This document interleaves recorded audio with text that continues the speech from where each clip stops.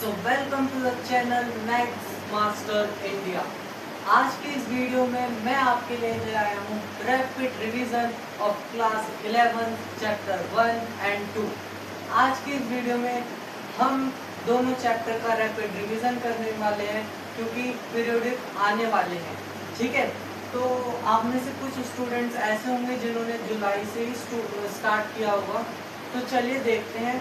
इस वीडियो के अंदर मैं पहले आपको एक शॉर्ट समरी दूंगा चैप्टर की, उसके बाद कुछ क्वेश्चन सॉल्व करेंगे और उसके बाद चैप्टर सेकंड की ओर चलेंगे। तो चलिए, सबसे पहले हमारा चैप्टर है सेट्स। अच्छा, आखिर सेट होता क्या है? सेट होता है a well defined collection of data which is not changes to person. मतलब एक डेटा का कलेक्शन होता है जो किसी भी पर्सन से पर्सन तक चेंज ना हो। जैसे कि मान लीजिए मैंने कहा आपसे कि आपकी क्लास में 48 स्टूडेंट्स हैं, तो मेरे लिए भी वो 48 स्टूडेंट्स ही रहेंगे, आपके लिए भी 48 स्टूडेंट्स रहेंगे और जो भी लोग हैं सभी के लिए 48 स्टूडेंट्स ही रहेंगे। बट अगर मैं आपसे कहूँ कि आपके 5 फेवरेट प्लेयर्स के नाम, तो वो 5 जो आपके फेवरेट क्रिकेट प्लेयर्स होंगे, क्रिकेट प्लेयर्स या कोई से भी प्लेयर, वो आपके 5 डिफरेंट हो सकते हैं। आपके लिए हो सकता है विराट कोहली, MS धोनी, और मेरे जो 5 फेवरेट क्रिकेट के प्लेयर्स रहेंगे वो मेरे लिए अलग हो सकते हैं। यानी कि ये data person to person change हो रहा है, यानी कि ये सेट नहीं है। आई होप सेट की डेफिनेशन आपको अच्छे से याद होगी हो। अब सेट के 2 टाइप्स होते हैं, सेट को रिप्रेजेंट करने के 2 टाइप। पहला तो होता है हमारे पास रोस्टर फॉर्म। इस फॉर्म में हम कर्ली ब्रैकेट्स का यूज करते हैं, कर्ली ब्रेसेस का, जैसे कि मैंने यहाँ पर किया हुआ है। और यहाँ पर ये जो इसके अंदर लिखे हुए हैं ये एलिमेंट्स हैं। यहाँ एलिमेंट्स के बीच में कॉमास लगे रहते हैं। अच्छा, आप ऐसे याद रख सकते हैं जैसे कि आप लाइब्रेरी में, वहाँ फिजिक्स का एक पूरा शेल्फ लगा हुआ है, तो वो शेल्फ जो है वो हमारे इन कर्ली ब्रेसेस को रिप्रेजेंट कर रहा है।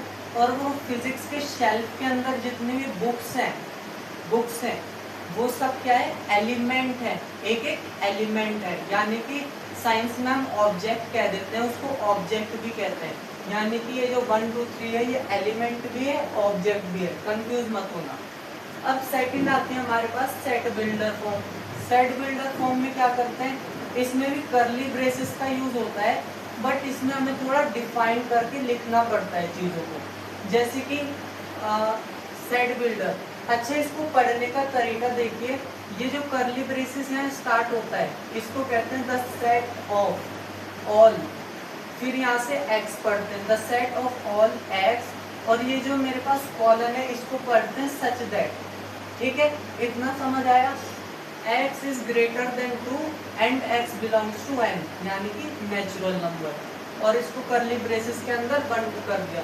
Set builder form mostly use होती है उन सेट्स के लिए जो कि इन्फिनिट सेट होते हैं। अभी आगे पढ़ेंगे हम इनफाइनाइट सेट होते क्या हैं। उससे पहले हम पढ़ते हैं ये n, w, z माइनस, ये क्या होता है? n तो हमारे पास नेचुरल नंबर का सेट को रिप्रेजेंट करता है, w whole number, z integer, z minus all negative integer, z plus all positive integer, q plus positive real number, q minus negative real number, और अगर केवल q हो तो real number, whether it is minus और plus. i या फिर q के ऊपर अगर c लगाओ तो वो करता है रेशनल नंबर को रिप्रेजेंट। अब चलते हैं एम्प्टी सेट, इसको नल सेट या वॉइड सेट भी कहते हैं। Empty set does not contain any element, इसमें कोई भी एलिमेंट नहीं हो रहता, नाम से ही पता चल रहा है, और इसको 5 से रिप्रेजेंट करते हैं या फिर इस वाले कर्ली ब्रेसेस से रिप्रेजेंट करते हैं। फिनिट सेट, जिसमें फिनिट नंबर ऑफ एलिमेंट्स हो, जैसे कि a set which is empty और contain definite number of element. जैसे कि एक सेट है उसमें 1 2 3 4 कुछ फिनिट नंबर ऑफ एलिमेंट है जिन्हें हम पढ़ सकते हैं, है ना। और या एम्प्टी सेट भी हो सकता है, उसमें भी एम्प्टी सेट है तो ना हम पढ़ तो सकते हैं। अब देखो इनफाइनाइट सेट जिसमें does not contain definite number of element, जैसे मैं आपसे कहूँ कि ऑल नेचुरल नंबर, तो ये इनफाइनाइट सेट है। क्यों? क्योंकि हमें आगे 1 2 3 4 काउंटिंग तो चलती जाएगी, कभी रुकने वाली नहीं है, इसलिए इनफाइनाइट सेट है। अब इक्वल सेट क्या होते हैं? Two equal set exactly same element. अगर मेरे पास दो सेट है, एग्जांपल के थ्रू समझते हैं। ए उसमें एलिमेंट है 1 और 2, और बी है जिसमें 2 और 1 है, ठीक है। तो ये दोनों इक्वल सेट है, मतलब इसमें भी 1 और 2 आ रहा है और बी में भी 2 और 1 आ रहा है, तो ये दोनों इक्वल सेट है। इसको मैं ऐसे रिप्रेजेंट करूंगा A इक्वल्स टू बी। अच्छा, इसमें एक और इन्फॉर्मेशन दूंगा, रोस्टर फॉर्म में हम एलिमेंट को आगे पीछे लिख सकते हैं। जैसे यहाँ 1 2 था, तो इसको मैं 2 1 भी लिख सकता हूँ, कोई प्रॉब्लम नहीं है। जैसे कि अगर मान लो मेरे पास एक सेट A है, उसमें 1 1 2 2 और 3 ये है, 1 2, मतलब रिपीट हो रहे हैं एलिमेंट, तो मैं रिपीट नहीं करूंगा रोस्टर फॉर्म में, बल्कि ये जो एलिमेंट रिपीट हो रहे थे इनको मैं सिंगल लिख दूंगा, ठीक है।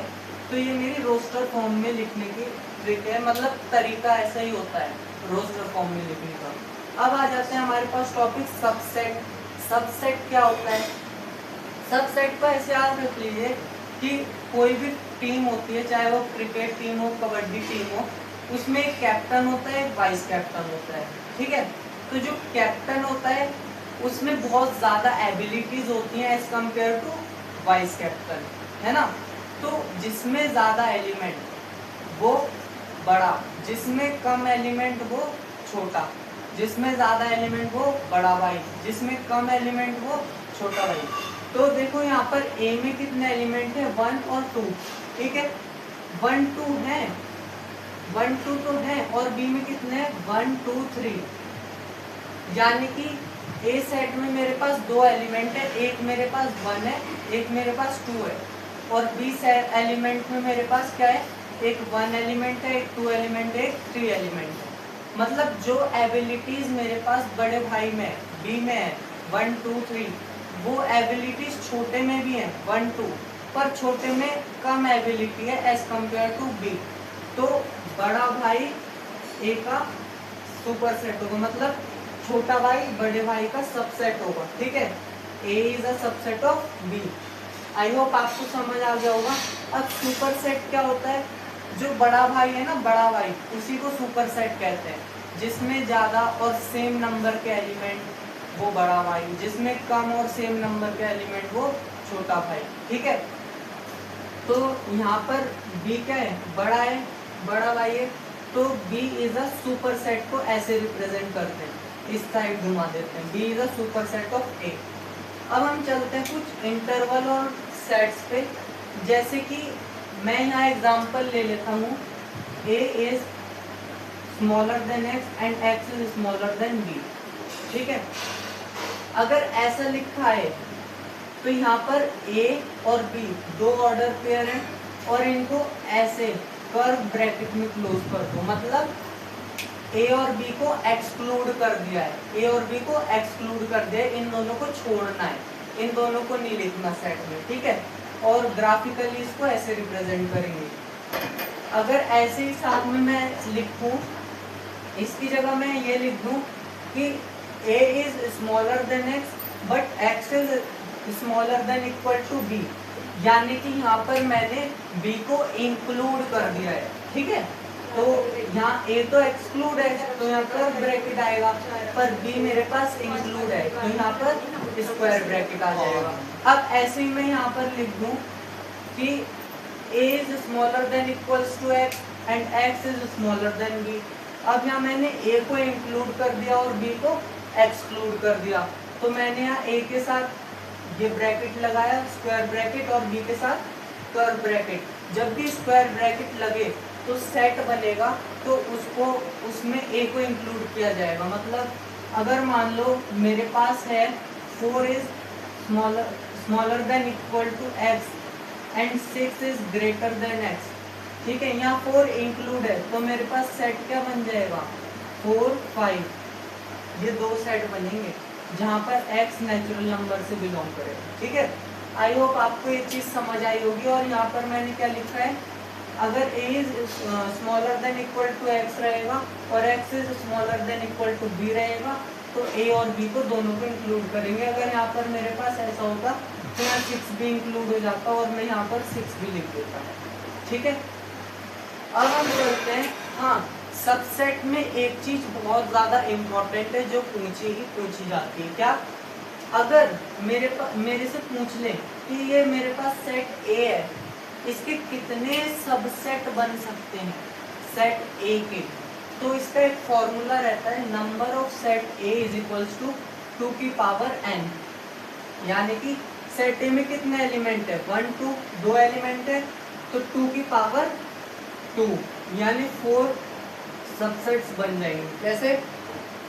इसको लिखने का ये तरीका है, करली ब्रेसेस शुरू किया, फिर एक सेट बनाया। सबसे पहले 1 आएगा, 1 का सेट, कॉमा लगाया, फिर 2 आएगा, 2 का सेट, फिर कॉमा लगाया, 1 2 इन दोनों का सेट, फिर कॉमा लगाया, 5 का सेट।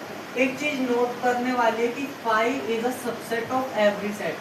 5 यानी कि एम्प्टी, हर सेट जो 5 है वो हर सेट का सबसेट रहता है। ये चीज याद रखना, एमसीक्यूज में 1 मार्क में पूछा जा सकता है। अब चलते हैं यूनिवर्सल सेट क्या होते हैं।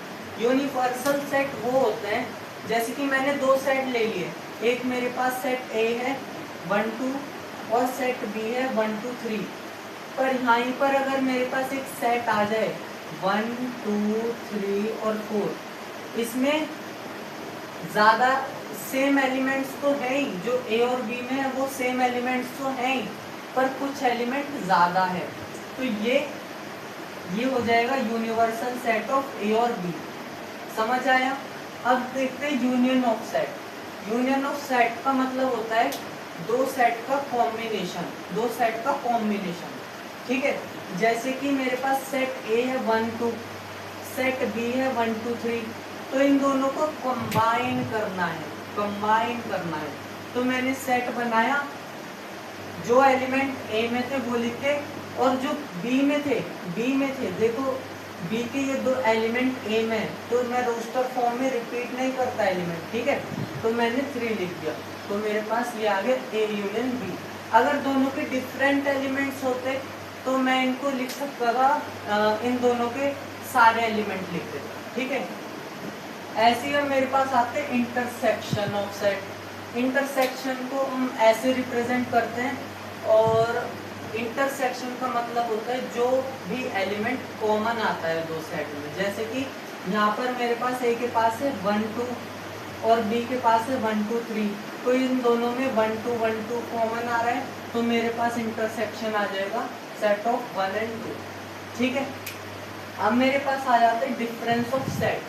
सेट का डिफरेंस मतलब जैसे हम कॉमन सब्ट्रैक्शन करते हैं वो नहीं, मतलब कि एक सेट से दूसरे सेट के एलिमेंट को ही हटा दो। जैसे कि मेरे पास एक सेट ए है और सेट बी है। सेट ए मेरे पास है 3 4 5 और सेट बी है 3 5 7। मुझे निकालना है ए माइनस बी।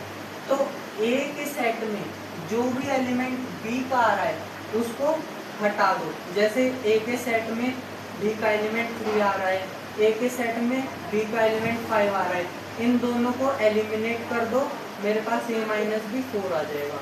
अगर ऐसे ही बी माइनस ए लिखा होता, अगर ऐसे ही बी माइनस ए लिखा होता तो मैं क्या कर देता, बी के सेट में से ए के एलिमेंट हटा देता, तो मेरे पास 7 आ जाता। ओके, अब चलते हैं कॉम्प्लीमेंट ऑफ सेट्स पे। कॉम्प्लीमेंट ऑफ सेट का मतलब होता है जो, जैसे अगर मुझे सेट ए का कॉम्प्लीमेंट निकालना है तो सेट ए को छोड़ के सारे सेट लिख दो। सेट ए को छोड़ के, मान लो मेरे पास एक यूनिवर्सल सेट है और एक सेट ए है, और मेरे से पूछ लिया कॉम्प्लीमेंट ऑफ सेट ए बताओ, तो कैसे बताऊंगा? कॉम्प्लीमेंट को मैं ऐसे रिप्रेजेंट करता हूँ, ए के ऊपर डैश। ठीक है, complement of set is equal to universal set minus A. मतलब कि मान लो मेरे पास यूनिवर्सल सेट है 1 2 3 4, ठीक है, और मेरे पास सेट ए है 1 2 3, तो फिर ए कॉम्प्लीमेंट क्या हो जाएगा? यूनिवर्सल सेट में से सारे ए सेट के एलिमेंट हटा दिए, मेरे पास आ गया 4। ठीक है, एक चीज होती है डिसजॉइंट सेट, मतलब कि दो सेट का डिफरेंस या फिर इंटरसेक्शन अगर फाई आ जाए तो उसको मैं डिसजॉइंट सेट बोलूंगा। Very simple. अब चलते हैं हम कुछ क्वेश्चंस की ओर। हाँ, इसमें एक चीज और थी, वेन डायग्राम, वो मैंने अभी इस वीडियो में नहीं बताया है क्योंकि ये रैपिड रिवीजन है और यहाँ पर हमें थोड़ा फास्ट करना था, इसलिए। अब चलते हैं क्वेश्चंस की ओर। तो आइए देखते हैं। तो पहला क्वेश्चन है, right the set such that the set of all x such that x is positive integer and x square is smaller than 40। ठीक है, तो मुझको एक सेट निकालना है जिसमें x एक इंटीजर है, पॉजिटिव इंटीजर है, यानी 1 2 3 4 5 x पॉजिटिव इंटीजर है और x का जो स्क्वायर है 40 से कम है। तो क्या होगा, मैं एक सेट मान लेता हूँ, सेट A, और यहाँ कर्ली ब्रैकेट ओपन करता हूँ। अब x का स्क्वायर 40 से छोटा होना चाहिए, तो 1 का स्क्वायर 40 से छोटा होता है, 1 1 1, 2 का स्क्वायर 2 2 4, 3 का स्क्वायर 3 6 9 4 4 16, 5 5 25, 6 6 36। ठीक है, अब क्या मैं यहाँ 7 लिखूंगा, 7 7 49, 49 तो 40 से बड़ा है, पर मुझे क्या बोला था, x का जो स्क्वायर है 40 से छोटा होना चाहिए और x का सेट निकालना है, the set of all x। तो ये आ गए मेरे x के सेट पूरे 1 2 3 4 5 6। तो हमारा पहला क्वेश्चन ये था, इजी था। अब सेकंड देखते हैं, right the set of this in set builder form. Set builder form में लिखना है इसका सेट। तो देखो, इस टाइप के जो क्वेश्चंस होते हैं इनमें हमें कोर कॉन्सेप्ट समझना पड़ता है कि इसमें किस चीज़ का यूज हुआ है। अब आप ध्यान से देखो तो यहाँ 1 है, यहाँ 2 है, यहाँ 2 है, यहाँ 3 है, 3 4 4 5 5 6 6 7। आप एक चीज़ नोटिस करोगे तो ऊपर के डिनोमिनेटर से एक बड़ा है, ये डिनोमिनेटर से एक बड़ा है, डिनोमिनेटर से एक बड़ा है। तो यहाँ से मुझको एक मिल रहा है, क्या मिल रहा है, बेसिक फॉर्मूला कह सकते हैं या फिर कॉमन चीज़ मिल रही है, n अपॉन n प्लस 1। क्या ये चीज़ मुझे मिल रही है? ऊपर 1 रख रहा हूँ, नीचे 2 आएगा, ऊपर 2 रखूँगा, नीचे 3 आएगा। ये चीज़ मिल रही है, बिल्कुल मिल रही है। तो मैं एक सेट मान लेता हूँ, एक सेट मान लेता हूँ, set A is equal to the set of all x such that x belongs to, किससे बिलोंग कर रहा है, ये रेशनल नंबर है ना मेरे पास, रेशनल नंबर आ रहा है, तो x belongs to rational number, या फिर रियल नंबर लिख देते हैं। सबसे इजी रहता है हमारे पास कि रियल नंबर लिख दें, तो उसमें सारे नंबर आ जाएंगे। x belongs to real number, या फिर x belongs to real number where हमारे पास क्या कॉमन चीज आई थी अभी, n अपॉन, क्या कॉमन चीज आई थी हमारे पास, n अपॉन n प्लस 1। ये हमारे पास कॉमन आया था, n upon n plus 1, the set of all x such that x belongs to R where n upon n plus 1 belongs to x, और एक कर्ली ब्रैकेट क्लोज। तो ये मेरे पास आ गया इसका आंसर भी। अब right the set of A such that ये इन सेट बिल्डर फॉर्म, इसको अब सेट बिल्डर फॉर्म में लिखना है। इसको भी हमें जो कोर कॉन्सेप्ट है वो समझना है। यहाँ पर 4 था, यहाँ 4 भी था, कोर कॉन्सेप्ट समझना है। तो आपको दिख रहा होगा 1 4 9 16 25 सभी परफेक्ट स्क्वायर है, और ये 3 डॉट का मतलब है इंफिनिटी तक जा रहा है। तो मैं इसको ऐसे लिखूंगा, सॉल्यूशन, एक सेट मान लूंगा, set A the set of all x such that x belongs to natural number, x belongs to natural number where, यहाँ क्या हो रहा है, x स्क्वायर हो रहा है, तो x belongs to natural number है और हमारे पास x का स्क्वायर है। The set of all x such that x square where x belongs to natural. इसको लिखने के कई सारे तरीके हो सकते हैं। इसको हम नंबरिंग की फॉर्म में लिख सकते हैं, वर्डिंग की फॉर्म में, जैसे आपको लिखना हो। अब the set of circle passing through origin, कितने सेट, यहाँ पर हमें फिनिट सेट या इनफिनिट के बारे में बताना था। तो देखो एक ओरिजिन है, ये मेरे पास एक ग्राफ है, इसके ओरिजिन से मैं एक सर्कल बना सकता हूँ, 2 3 4, ऐसे कितने सर्कल बना सकता हूँ। मतलब set of circle passing through origin is infinite, इसका आंसर आ जाएगा इनफाइनाइट। अच्छा, find in roster form if set A is equals to the set of all x such that 4 is smaller than x and x is smaller than equals to 10 where x belongs to natural number। तो roster form निकाल लिए, एक set मान लिया A is equals to, अब यहाँ पर 4 include नहीं है, मैं कहाँ से शुरू करूँगा, 5 से, क्योंकि नेचुरल नंबर है तो 5 से, 5 6 7 8 9 और यहाँ 10 भी आएगा क्योंकि 10 इंक्लूड है, 10। अब यहाँ पर एक NP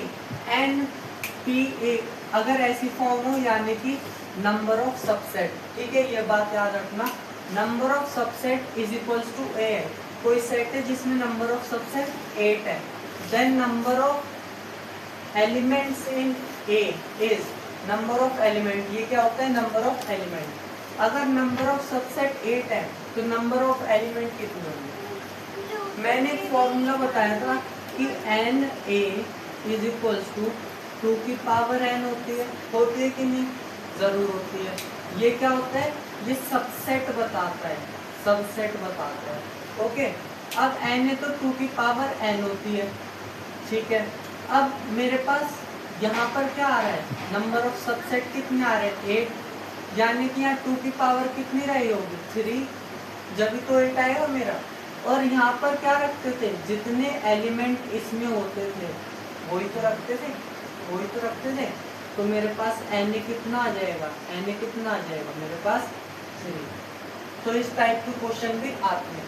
अब देखो A इंटरसेक्शन A कॉम्प्लीमेंट, मान लो मेरे पास एक सेट A है जिसमें 1 और 2 है, यूनिवर्सल सेट है जिसमें 1 2 3 और 4 है, और फिर A कॉम्प्लीमेंट कैसा आएगा, यूनिवर्सल सेट माइनस A, तो क्या रह जाएगा, A 3 और 4, ठीक है।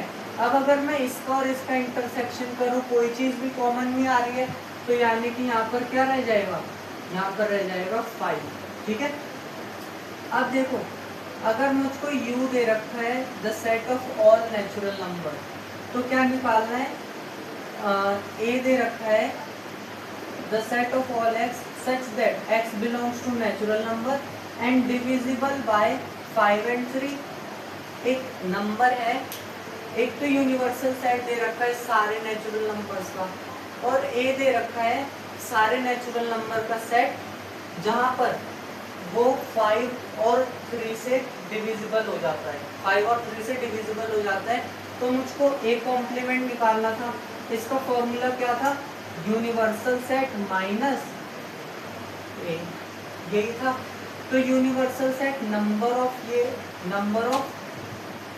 नेचुरल नंबर, पूरे नेचुरल नंबर, और सेट A क्या दे रखा है, जहाँ पर ये डिविजिबल हो रहा है 5 और 3 से, तो मेरे पास ये भी सेट बिल्डर फॉर्म में आएगा, the set of all x such that x belongs to natural number, but यहाँ पर आएगा बट x नेचुरल नंबर से बिलोंग करेगा एंड नॉट डिविजिबल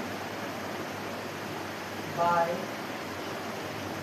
3 and 5। इसका जस्ट अपोजिट कर दिया तो मेरे पास ये आ गया। तो ये थे हमारे सेट के कुछ इंट्रोडक्शन था, और ये थे कुछ क्वेश्चंस। आई होप आपको समझ आया होगा, थोड़ी प्रैक्टिस करना। अब चलते हैं second chapter relation and function की ओर। तो चलिए स्टार्ट करते हैं relation and function chapter second. तो ये जो हमारा चैप्टर सेकंड है ये 3 पार्ट्स में डिवाइड है, Cartesian product of sets, function और रिलेशन। तो इसमें सबसे पहले हमारे पास कार्टेशियन प्रोडक्ट ऑफ सेट आता है।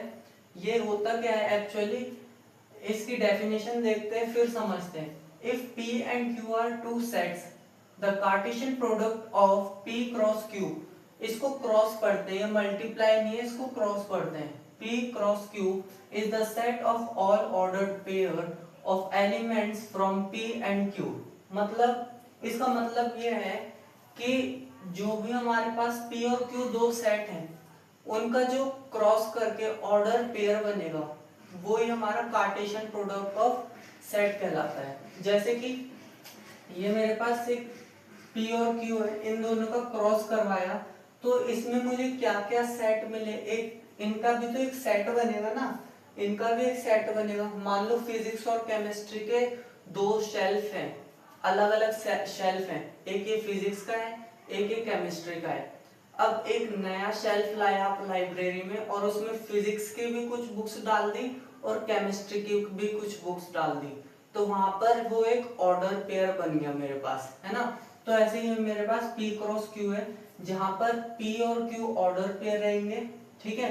जहां पर ये जो फर्स्ट वाला एलिमेंट है वो इस फर्स्ट वाले सेट से बिलोंग करेगा और जो सेकंड वाला एलिमेंट होता है सेकंड वाले सेट से बिलोंग करेगा। जैसे हमने क्या पढ़ा था, एक्स वाई पढ़ा था, हमने क्या पढ़ा था, एक्स एक्सिस और वाई एक्सिस, ये दो एक्सिस पढ़े थे। इनमें क्या था, एक्स एक्सिस और वाई एक्सिस को हम ऐसे लिखते थे ऑर्डर पेयर में, एक्स वाई।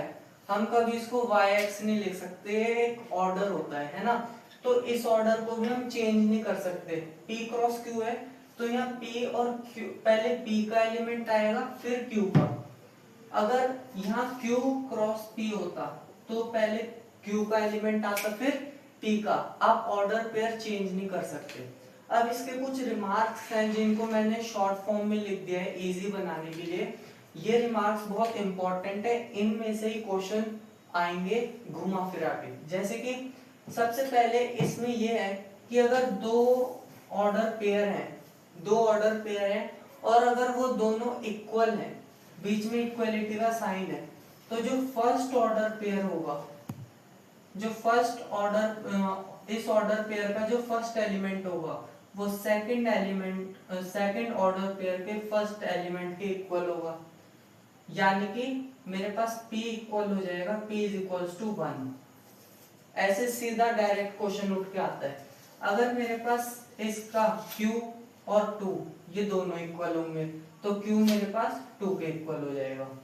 अब सेकंड रिमार्क है मेरे पास, अगर number of P elements in P 6 है और number of element in Q 2 है। अभी हमने क्या पढ़ा, सेट पढ़ा थोड़ी देर पहले, तो उसमें क्या देखा था कि अगर हमें किसी भी सेट का नंबर पता हो तो उसके सबसेट निकाल सकते हैं, ठीक है।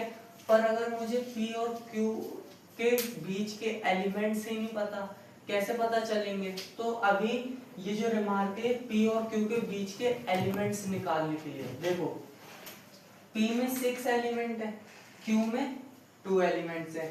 ये तो हम एक सेट को गिन के ही पता लगा सकते हैं। पर number of P cross Q में कितने एलिमेंट होंगे, इसमें कितने एलिमेंट होंगे, number of P cross Q, तो इसमें एलिमेंट होंगे number of P into number of Q। यानी कि यहाँ 6 एलिमेंट थे तो 6 इंटू 2 इज इक्वल्स टू 12। ये मेरे पास ये रिमार्क था। अब अगर मेरे पास, अब ध्यान से सुनना, अगर मेरे पास इफ थर्ड रिमार्क है, इफ ईदर A और B has infinite number of element then Cartesian product is A cross A। अगर दो सेट है मेरे पास, सेट A मान लो मेरे पास 1 और 2 है, सेट A मेरे पास 1 और 2 है, और set B the set of all natural number, है ना, इनफाइनाइट नंबर है इसमें, तो इसमें इनफाइनाइट एलिमेंट्स हैं। तो A में तो फाइनाइट सेट है पर B में इनफाइनाइट सेट है, तो मैं इसके ऑर्डर पेयर लिखूंगा कैसे, तो उसके ऑर्डर पेयर लिखने की कोई जरूरत नहीं है, आप सीधा ये लिख देंगे A क्रॉस B, ठीक है, और आपका आंसर करेक्ट हो जाएगा। अब जो मेरे पास फोर्थ रिमार्क है, और ये बहुत इंपॉर्टेंट है फोर्थ रिमार्क, इसमें से डायरेक्ट क्वेश्चन उठ के आता है, एक इस टाइप का क्वेश्चन मैं भी कराऊंगा भी आपको। तो देखिए A क्रॉस A, केवल हमारे पास पेयर नहीं, ऑर्डर पेयर ही नहीं बनते, ऑर्डर ट्रिपलेट भी बनती है। जैसे कि A cross A is a order triplet. ये हम क्वेश्चन करेंगे जब और क्लियरिटी से समझ आएगा। अब हम पढ़ते हैं सेकंड टॉपिक की ओर, रिलेशन। अब रिलेशन क्या होता है एक्चुअली, आपका क्या रिलेशन है, रिलेशन है आपके पेरेंट्स के साथ आपका रिलेशन है, बट मेरा आपके साथ या फिर आपका आपके दोस्त के साथ क्या रिलेशन होगा, फ्रेंड का रिलेशन होगा, है ना। इसको ही रिलेशन कहते हैं। इसको हम एरो डायग्राम के थ्रू रिप्रेजेंट करते हैं। जैसे कि ये एरो डायग्राम कहलाता है। यहाँ पर एक सेट के एलिमेंट्स को ऐसे लिख देते हैं, सेकंड सेट्स के एलिमेंट को ऐसे लिख देते हैं, एक ओवल के अंदर लिख देते हैं। उसके बाद जो भी हमें रिलेशन गिवन हो क्वेश्चन में, अकॉर्डिंग टू क्वेश्चन हम उसको एरो डायग्राम की तरह ऐसे ड्रॉ कर लेते हैं और फिर ऑर्डर पेयर लिख देते हैं। जैसे अगर मेरे पास यहाँ बोले A क्रॉस B के क्या ऑर्डर पेयर होंगे, तो ये मेरे पास होगा 1A, फिर होगा मेरे पास 2B, फिर होगा मेरे पास 3C। ये मेरे पास ऑर्डर पेयर आ गए इस रिलेशन के। और रिलेशन एक्चुअली में होता क्या है, relation is a subset of Cartesian product. ये बात याद रखना, relation is a subset of Cartesian product. अच्छा, इस रिलेशन में एरो डायग्राम के थ्रू ही आप समझेंगे इमेज क्या होता है, pre image, domain, codomain, range. तो देखो ये मान लो सेट ए है, ये क्या है, सेट ए। ये मान लो मैं खड़ा हूं और ये सेट बी को मान लो सामने मिरर खड़ा है, ठीक है। अब मैं शीशे में देख रहा हूं तो क्या हो रहा है, मैं शीशे में देख रहा हूं तो मेरी इमेज बन रही है, ठीक है। तो ये जो सेकंड सेट होता है ये होती है, इसको कहते हैं इमेज। इमेज किसकी इमेज, फर्स्ट सेट की इमेज। मैं शीशे में देख रहा हूं तो मेरी इमेज बन रही है, तो ये मेरी इमेज है, ठीक है। मतलब सेट भी होता है इमेज किसकी, फर्स्ट सेट की। और ये शीशा है, इसकी प्री इमेज क्या होगी, इसकी प्री इमेज होगी ये, सेट ए को कहते हैं प्री इमेज, ठीक है। सेट फर्स्ट सेट को प्री इमेज कहते हैं, सेकंड सेट को इमेज कहते हैं। और हाँ एक बात और, सभी सेकंड सेट के सभी एलिमेंट्स को प्री इमेज नहीं कहते और फर्स्ट सेट के सभी एलिमेंट को इमेज नहीं कहते। मान लो अगर मेरे पास यहाँ पर कुछ ऐसे है, 2 का किसी के साथ कोई रिलेशन नहीं है, तो मैं कहूंगा यहाँ पर A और C ही इमेज है, क्योंकि B लेफ्ट हो रखा है, B के साथ किसी की रिलेशन नहीं है, तो A और C ही इमेज है। यानी कि जिसकी रिलेशन होगी वो ही इमेज होगा, ये बात याद रखना। अब यहाँ पर प्री इमेज कौन है, यहाँ पर 2 की कोई रिलेशन नहीं है, 1 और 3 की रिलेशन है, तो 1 और 3 प्री इमेज है, 2 प्री इमेज नहीं है। ये कॉन्सेप्ट क्लियर करके चलना। अब आते हैं डोमेन पे। डोमेन बहुत सिंपल है, द होल फर्स्ट सेट। ये जो सेट ए है ये पहला सेट है और ये डोमेन कहलाता है। और जो कोडोमेन होता है वो whole second set is codomain. पर अब रेंज आता है, जो रेंज हमें बहुत ज्यादा इंपॉर्टेंट है। रेंज से अभी फंक्शन में बहुत ज्यादा भर भर के क्वेश्चन आएंगे। तो देखो रेंज जो है ना, रेंज क्या होती है, जिसके सेट बी के, सबसे पहले ये समझो range is a subset of codomain. जो रेंज होती है वो कोडोमेन का सबसेट होती है, इसको रिजल्ट भी कहते हैं। अब रेंज जो ये सेकंड सेट है ना, इसके जो एलिमेंट फर्स्ट के साथ रिलेशन रखते हैं वो वही रेंज कहलाते हैं। तो यहाँ पर रेंज क्या है, ए और सी, ये दोनों रेंज है। तो ये हमारे रिलेशन का टॉपिक था, ये भी कंप्लीट हो गया। अब चलते हैं, हाँ एक चीज बतानी थी, चैप्टर 1 में एक चीज हमारी स्किप हो गई थी, सिंगलेटन सेट। ये कुछ नहीं है, इसमें क्या है, अगर मैं लिख दूं set A is equals to 1, तो इसमें सिंगल एलिमेंट है, तो ये सिंगलटन सेट है, इसी को सिंगलटन सेट कहते हैं। अब चलते हैं फंक्शन की ओर। तो फंक्शन में एक चीज याद रखना, 2 कंडीशन नेसेसरी होती हैं। पहली, first set must be fulfil. जो पहला सेट होता है वो फुलफिल होना चाहिए, ठीक है। और second, there is one and only one image of first set. मतलब जो पहला सेट है उसकी एक और सिर्फ एक ही इमेज होगी। जैसे कि मान लो मेरे पास ये सेट ए है, सेट बी है, इन दोनों का मैंने क्रॉस प्रोडक्ट किया, यहाँ 1 की रिलेशन ए के साथ भी आ रही है और 1 की रिलेशन बी के साथ भी आ रही है, और यहाँ क्या कहा है, there is one and only one image of first set, मतलब पहले सेट की एक और केवल एक ही इमेज होनी चाहिए। तो यहाँ तो 1 की इमेज ए भी आ रही है और मेरे पास 1 की इमेज बी भी आ रही है, तो ये सेट, ये फंक्शन नहीं है। अच्छा यहाँ देखो, यहाँ पर 1 की इमेज ए के साथ है, 2 की इमेज बी के साथ है, पर क्या यहाँ पर फर्स्ट सेट फुलफिल हो रहा है? फुलफिल ही नहीं हो रहा है, तो ये भी मेरे पास फंक्शन नहीं है। अब यहाँ देखो, सेट ए में 1 की रिलेशन बी के साथ है, 2 की रिलेशन ए के साथ है और 3 की रिलेशन सी के साथ है, क्या ये दोनों कंडीशन फुलफिल हो रही है? जरूर हो रही है, तो ये मेरे पास क्या है, फंक्शन है। आई होप आपको ये समझ आ गया होगा। अब हम चलेंगे, सबसे पहले हम अभी क्वेश्चन नहीं करेंगे, जो मोस्ट इम्पोर्टेंट बात है इस चैप्टर की, हम ग्राफ्स पे चलते हैं, इसके ग्राफ के बाद हम क्वेश्चन उठाएंगे। तो चलिए ग्राफ पे चलते हैं। तो चलिए अब चलते हैं ग्राफ्स की ओर, पर उससे पहले एक चीज बताने में भूल गया कि ये क्या शो करता है, नंबर ऑफ सबसेट, ये P लग गया ना, यानी कि number of subset of A cross B। तो ये कैसे निकालेंगे, इसका फॉर्मूला रहता है 2 की पावर A इंटू B। मान लो मेरे पास नंबर ऑफ सेट A के एलिमेंट है 3, नंबर ऑफ सेट B के एलिमेंट है मेरे पास 2, तो यहाँ पर 2 की पावर 6 हो जाएगी, जो कि मेरे पास 64 आ जाएगा। ठीक है, ये इंफॉर्मेशन आप संभाल के रखिए अगर आपके पीरियोडिक आने वाले हैं। अब ये जो ग्राफ का हमारे पास पोर्शन आया है, ये बहुत इंपॉर्टेंट है, इसमें से पीरियोडिक में एक ना एक क्वेश्चन जरूर दिखेगा। तो सबसे पहले चलते हैं हमारे पास आइडेंटिटी फंक्शन। ज्यादा डीप में नहीं जाऊंगा, शॉर्ट में समझाऊंगा, जिससे आपको समझ आए और आपके जो पेपर है या टेस्ट है अच्छे जाए।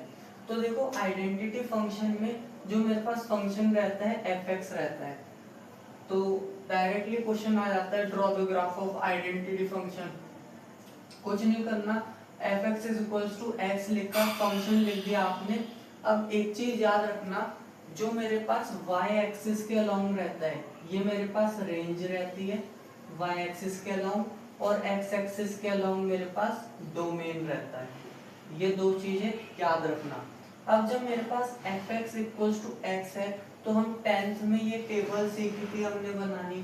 तो अगर मैं x की जगह 1 रखता हूँ, x की जगह 1 रखता हूँ, तो fx भी मुझे 1 ही मिलेगा, fx भी 1 ही मिलेगा। x की जगह 2 रखता हूँ, तो fx भी मुझे 2 ही मिलेगा। अच्छा, ये fx ना, कंफ्यूज मत होना, fx का मतलब ही y है, ठीक है। अब मैं x की जगह अगर 3 रखता हूँ, यहाँ भी 3 मिलेगा, 4 रखता हूँ, यहाँ भी 4 मिलेगा, मतलब आइडेंटिटी फंक्शन में दोनों सेम रहेंगे, ठीक है। अगर मैं यहाँ पर -1 रखता, तो यहाँ भी -1 मिलता। तो जब मैंने 1 रखा 1 मिला, 2 रखा 2 मिला, 3 रखा 3 मिला, 4 रखा 4 मिला, -1 रखा -1, -2 पे -2, तो ये ग्राफ आपको ऐसा जाता हुआ दिखेगा, ऐसा, ठीक है।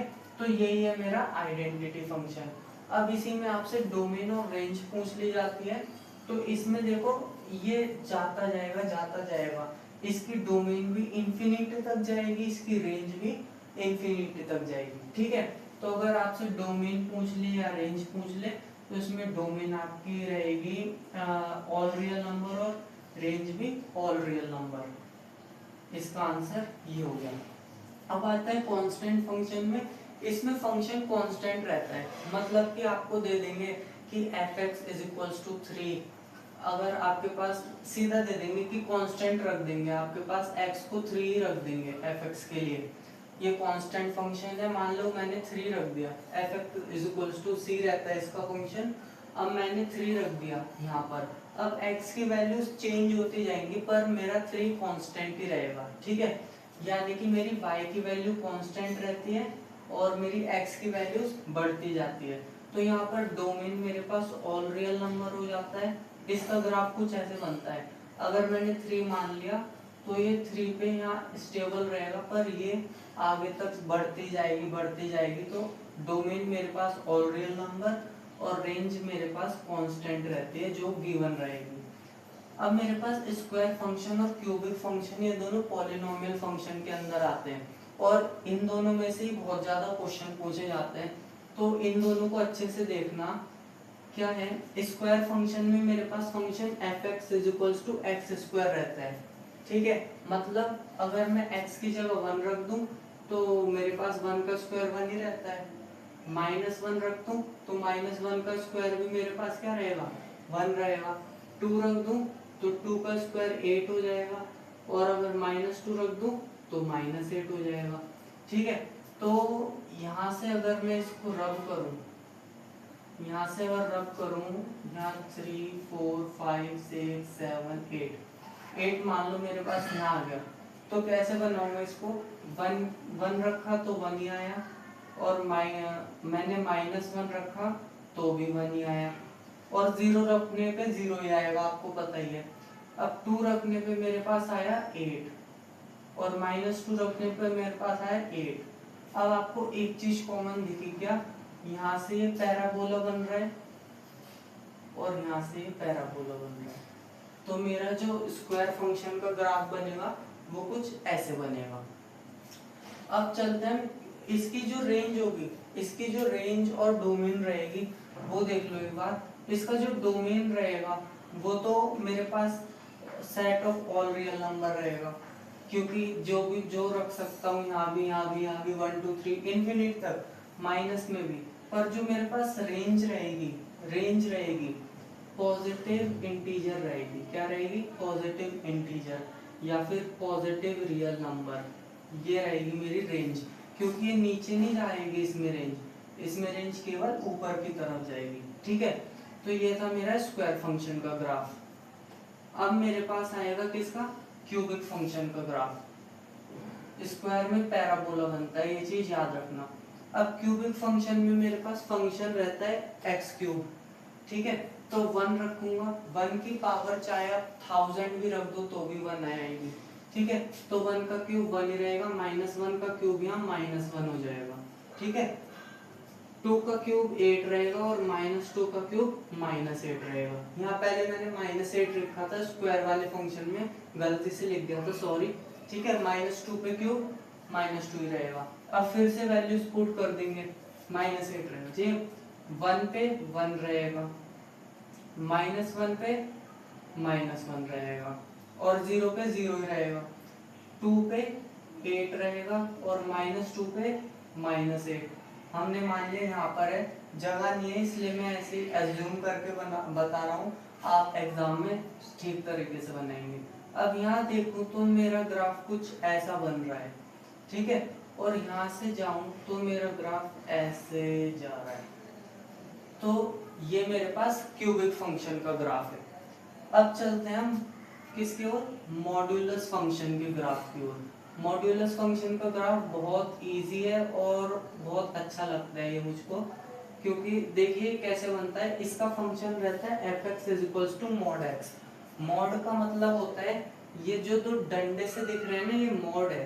तो मॉड का मतलब ये रहता है, इसके अंदर अगर कोई भी नेगेटिव वैल्यू रहे तो पॉजिटिव हो जाती है। ठीक है, तो अगर x की जगह 1 रखूंगा तो 1 आएगा, -1 रखूंगा तो भी 1 आएगा, 2 रखूंगा तो 2 आ जाएगा, -2 रखूंगा तो भी 2 ही आएगा। ठीक है, तो इसको मैंने 1 रखा तो 1 आया, 2 रखा तो 2 आया, -1 रखा तो भी 1 आया, -2 रखा तो भी 2 ही आया, और 0 रखूंगा तो 0 ही आएगा। तो इसका ग्राफ मेरा वी शेप्ड बनता है। कैसा बनता है, वी शेप्ड। ठीक है, आई होप आपको ये ग्राफ समझ आए होंगे। अब चलते हैं रिमेनिंग 3 ग्राफ्स की ओर। तो चलिए देखते हैं रेशनल फंक्शन। रेशनल नंबर का मतलब होता है p/q की फॉर्म में, यानी इस फंक्शन में दो फंक्शन p/q की फॉर्म में होंगे। तो यहाँ से मुझे फंक्शन मिल जाता है f(x) = 1/x। तो इसमें आपको थोड़ा ध्यान लगाना पड़ेगा। अगर मैं x की जगह 1 रखूंगा तो मुझे y भी क्या मिल जाएगा, 1 मिल जाएगा। पर अगर x की जगह मैंने 2 रख दिया तो ये क्या हो जाएगा, 1/2। इक्वल्स टू वाई, क्योंकि एफ एक्स वाई के इक्वल होता है, तो वाई मुझे 0.5 मिलेगा। अगर मैं x को रख दूं 1/3 तो मुझको अगर मैं x को 3 रख दूं तो y मुझे 1/3 मिलेगा। तो x को 3 रखा, y मुझे मिला 1/3, इसकी वैल्यू रहती है 0.333, ऐसे चलती जाती है। ऐसे ही 4 रखने पर 0.25 आएगी, ऐसे ही 5 रखने पर मेरी और घटती जाएगी, वैल्यू घटती जाएगी। पर एक चीज ये याद रखना कि कभी भी ये वैल्यू 0 पे नहीं पहुंचेगी, मतलब ये ऐसे रहेगी 0.00000000001 या फिर 2 या 3, पर ये कभी भी एग्जैक्टली 0 पर नहीं जाएगी। तो इसका जो ग्राफ बनता है, 1 रखने पर 1 आया, ठीक है, ऐसे ही -1 रखूंगा -1 आएगा, 2 रखने पर मेरे पास क्या आया, 2 रखने पर 0.5 आया, -2 रखने पर -0.5 आया होगा, ठीक है। 3 रखने पर मेरे पास क्या आया 0.33, और वैल्यू घट गई, यहाँ और घट गई, यहाँ भी मेरे पास और घटी, यहाँ भी और घटी, ठीक है। अब अगर मैं यहाँ पर इधर 0.5 इधर होगा ना, 0.5 रखूंगा तो मेरे पास वैल्यू क्या आ जाएगी, 2 आ जाएगी, है ना, आएगी ना। देखो अगर मैं 0.5 रखता हूँ x को तो यहाँ क्या आ जाएगा, y is equals to 1/0.5, point हटा 0 बड़ा 10/5, 5 बंदा 5 2 था, तो ऐसे 0.5 रखने पे 2 आया, -0.5 पे 2 आया, -2 आया।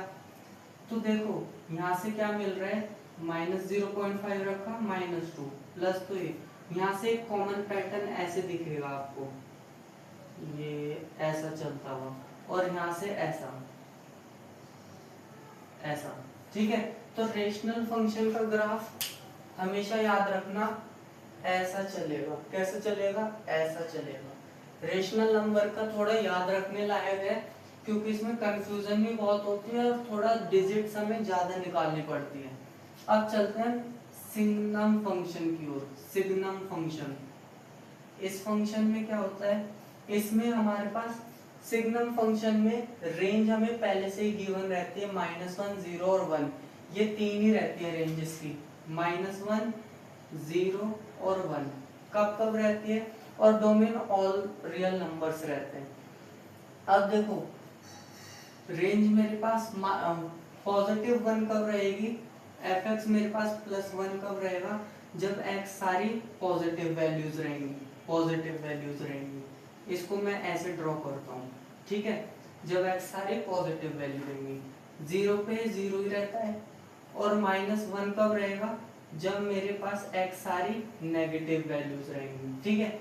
तो सिग्नम फंक्शन का ग्राफ कुछ ऐसे बनेगा, इसको याद कर लो कि रेंज इसकी रेंज -1 0 और 1 रहती है। अब ग्रेटेस्ट इंटीजर फंक्शन में हमें थोड़ा सा दिमाग लगाना पड़ता है।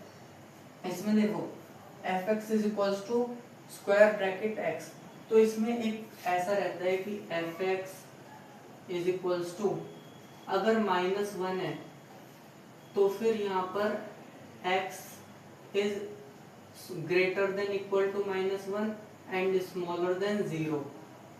अगर एफ एक्स मेरे पास क्या है 0 है, तो यहाँ पर x is greater than equal to 0 और smaller than 1। x is equals to 1 है तो 1 is smaller than equal to x and x is smaller than 2। अगर 2 है या फिर 2 है तो 2 is smaller than equals to x और x इज स्मॉलर देन 3। तो ऐसा चलता जाता है। इसमें आपको एक पैटर्न पकड़ना पड़ेगा कि जो आगे वाला नंबर होता है उसके जो पीछे आता है वो एक्सक्लूड रहता है, ठीक है, ये बात याद रखना। तो मैंने क्या किया, 0 को यहाँ से चलते हैं, -1 x को जब -1 एफ एक्स जब -2 के इक्वल हुआ, -1 के इक्वल हुआ, तो जब मैंने -1 रखा तो मेरे पास x तो -1 के इक्वल आया और 0 से छोटा आया, तो यानी कि ये 0 इंक्लूड नहीं होगा। तो जब इंक्लूड नहीं होता, हमने उसमें भी पढ़ा था इंटरवल्स में, उसको ऐसे शो करते हैं, कहाँ तक रहेगा, -1 इंक्लूड है ऐसे, यहाँ पर अब देखो, जैसे कि मेरे पास 0 is smaller than equals to x है, यानी 0 तो इंक्लूड है पर 1 इंक्लूड नहीं है, तो 1 के सामने ऐसा ओपन सर्कल एंड 0 के सामने एरो। अब 1 इंक्लूड है पर 2 इंक्लूड नहीं है, तो 2 के सामने ऐसे सर्कल और 1 तक एरो, 1 तक एरो आ गया। अब 2 इंक्लूड है, 2 इंक्लूड है, 3 इंक्लूड नहीं है, तो 3 को मैंने ऐसे किया और 2 के सामने ऐसे, ये 2 आ गया। ठीक है, तो ये मेरे पास ग्राफ ऐसे बढ़ता जाता है। यहाँ fx मेरे पास 2 था, तो मैंने fx 2 के सामने रखा, y के सामने रखा, 3 इंक्लूड नहीं था, इसको इंक्लूड नहीं किया और इसको ऐसे एरो कर दिया। ऐसे ही यहाँ ऐसा चलता, फिर यहाँ पर ऐसा चलता, ये ऐसा चलते जाएगा, ऐसे यहाँ पर और ऐसे यहाँ पर। आपको ऐसे ही ड्रॉ करके बताना पड़ेगा। अब चलते हैं हम लास्ट क्वेश्चंस की ओर, क्वेश्चन आंसर की ओर, सॉल्यूशन की ओर, और फिर इस वीडियो को एंड करेंगे। चलते हैं क्वेश्चंस की ओर। तो बिना किसी देरी के चलते हैं। देखिए यहाँ पर एक फंक्शन दे रखा है रियल नंबर से रियल नंबर, जहाँ पर fx is equals to x plus 10 है। ये क्वेश्चन पूरा लिखना भूल गया मैं, यहाँ पर ग्राफ बनाना है हमें इसका। तो कैसे बनाएंगे, फंक्शन दे रखा है, अगर मैं x की जगह -10 रख दूं, x इज इक्वल्स टू -10 रख दूं, तो मेरे पास क्या आ जाएगा, y इज इक्वल्स टू 0 आ जाएगा, है ना। और अगर मैं x अगर -10 रखा तो y 0 आ गया, बहुत बढ़िया। तो मैं इसको ऐसे लिख सकता हूँ, इस वाली फॉर्म में लिखते हैं, x y, x अगर मैं रख देता हूँ 0 तो y मेरे पास 10 आ जाएगा, और x -10 रख देता हूँ तो y 0 आ जाएगा। ठीक है, यहाँ से अब मैं इसको ग्राफ को प्लॉट करूंगा। ये मेरे पास x एक्सिस, या आप इस डायरेक्शन में बनाइए, इस डायरेक्शन में मैटर नहीं करता। ये लीजिए, इस डायरेक्शन में बना लेते हैं x और y। ठीक है, तो x 0 पे y 10 है, ये मान लिया x 0 पे y 10 यहाँ मान लिया, तो ये मेरे पास क्या बन गया, 0 और 10, सॉरी हाँ ओके। x -10 पे y क्या है, 0 है, x ही मेरे पास -10 है इधर और y 0, तो क्या बन गया, -10 और 0, यहाँ पर क्या है x डैश। तो मेरा ग्राफ कुछ ऐसा बनेगा, लीनियर ग्राफ बनेगा। तो इस क्वेश्चन के थ्रू मैं आपको ये समझाना चाह रहा था कि अगर मेरे पास फंक्शन क्या हो, mx प्लस 10 प्लस कोई भी कांस्टेंट हो, मैंने 10 मान लिया, या फिर कोई भी कांस्टेंट हो, ठीक है, तो ये मेरा लीनियर ग्राफ बनता है। ये एक बहुत ही अच्छा क्वेश्चन है। अब चलते हैं नेक्स्ट क्वेश्चन पे। ऐसा क्वेश्चन शायद आपको पेपर में देखने को मिल सकता है इसी टाइप का। देखिए क्या दे रखा है, the Cartesian product has 9 element among which are found ये एंड ये, find the remaining element of A cross ए। मतलब एक कार्टेशियन प्रोडक्ट दे रखा है जिसमें 9 एलिमेंट्स हैं, यानी कि कार्टेशियन नंबर या फिर ऑर्डर पेयर का नंबर 9 दे रखा है। ठीक है, फाउंड, उसमें ये पता लग रहा है कि ये -1 0 है और 0 और -1 है, दो तो हमें मिले हैं, बाकी रिमेनिंग 7 निकालने हैं, और ए क्रॉस ए का प्रोडक्ट भी निकालना है, सॉरी ए क्रॉस ए भी पता लगाना है।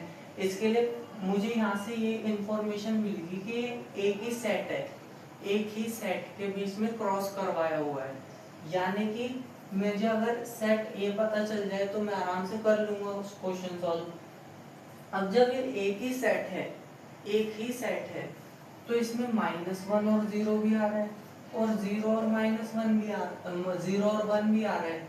इसका मतलब सेट ए के एलिमेंट्स हो सकते हैं, क्या हो सकते हैं, -1 0 और 1। कैसे, मैंने कैसे पता लगा लिया, देखो अब इसका एक मैं डेरिवेशन आंसर देता हूँ।